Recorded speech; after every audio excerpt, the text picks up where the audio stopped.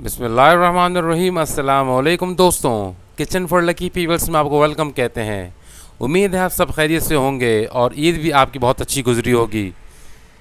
दोस्तों, आज हमने आपके लिए जो रेसिपी बनाई है वो है बीफ बिहारी कीमा, जो इंशाल्लाह आपके दस्तरखान की ज़ीनत बनेगा। अगर आप ये रेसिपी ट्राई करेंगे तो इंशाल्लाह आपको बहुत पसंद आएगी और जो भी खाएगा वो आपकी तारीफ़ किए बगैर नहीं रहेगा। तो आइए किस तरह बनता है बीफ बिहारी कीमा मेरे अंदाज में, आइए सीखते हैं।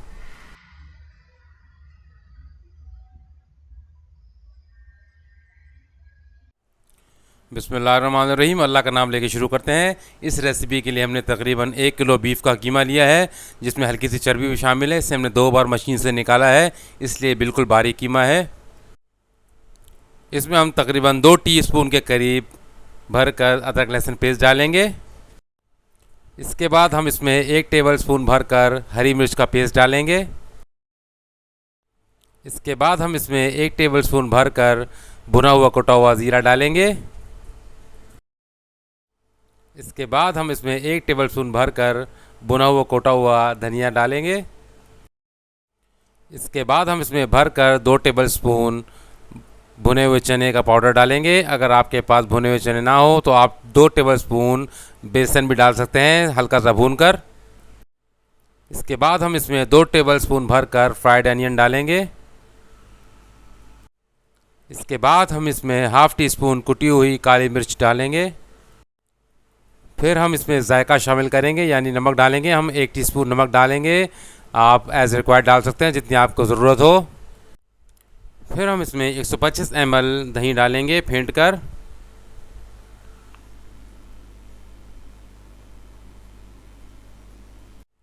और सबसे आखिर में हम इसमें लाल मिर्च का पाउडर डालेंगे 1 टीस्पून भरकर। और फिर इन सब अज्जा को आपस में अच्छी तरीके से हाथों से मिक्स करेंगे।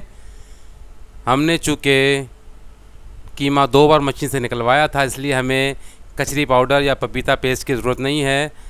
अगर आपका कीमा थोड़ा सा मोटा हो तो आप पपीता पेस्ट 1 टीस्पून या कचरी पाउडर 1 टेबल स्पून डाल सकते हैं।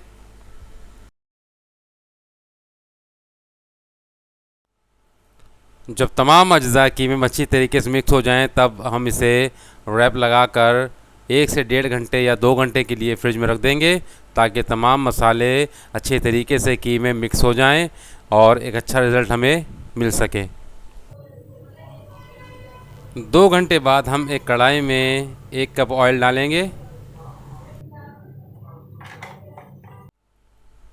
जब ऑयल गर्म हो जाए तब हम इसमें 3 मीडियम प्याज रफली चॉप करके सौते करेंगे, यानी सिर्फ इसका कच्चापन ख़त्म करना है हमें।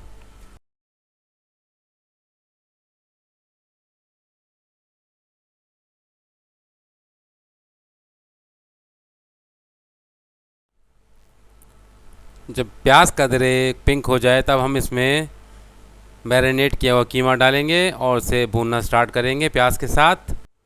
अगर आपने अब तक हमारा channel kitchen for lucky people subscribe नहीं किया है तो प्लीज़ इसे सब्सक्राइब कर लीजिए और साथ में लगे घंटे के निशान को भी प्रेस कर दीजिए, ताकि हम बेहतरीन से बेहतरीन रेसिपीज आपके लिए आइंदा भी ला सकें। बहुत बहुत शुक्रिया आपका। 5 से 10 मिनट तक हम इसे अच्छी तरीके से प्याज के साथ भूनेंगे।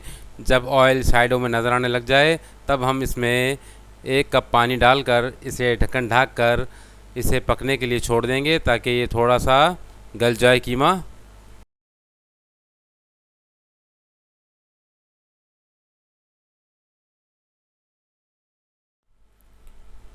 आधे घंटे बाद हम इसका ढक्कन रिमूव कर रहे हैं।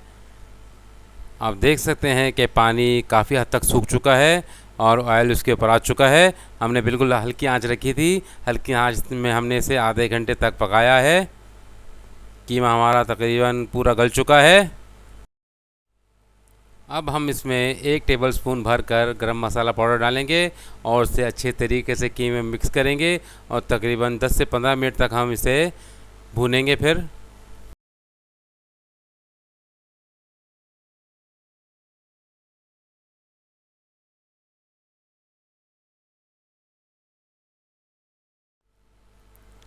दस मिनट तक अच्छी तरह भूनने के बाद ऑयल ऊपर आ चुका है। कीमा बिल्कुल तैयार है। अब हम इसमें जूलियन कटिंग में अदरक ऊपर डालेंगे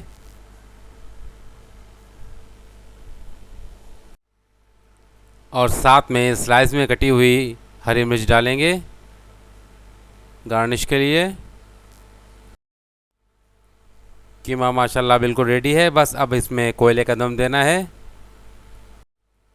कोयले का दम देने के लिए हमने एल्युमिनियम की छोटी सी प्याली बनाई है। इस पर हम सुलगता हुआ कोयला रखेंगे और उससे फिर कोयले का दम देंगे इस कीमे को। कोयला हमारा बिल्कुल सुलगता हुआ है। अब हम इसमें थोड़ा सा ऑयल डालेंगे ताकि ये अच्छी तरह स्मोक अपना रिलीज़ कर सके। इसके बाद हम इस पर एक ढक्कन ढक कर इसे बिल्कुल सील कर देंगे ताकि कोयले का अरोमा कीमे के अंदर रच बस जाए बिल्कुल।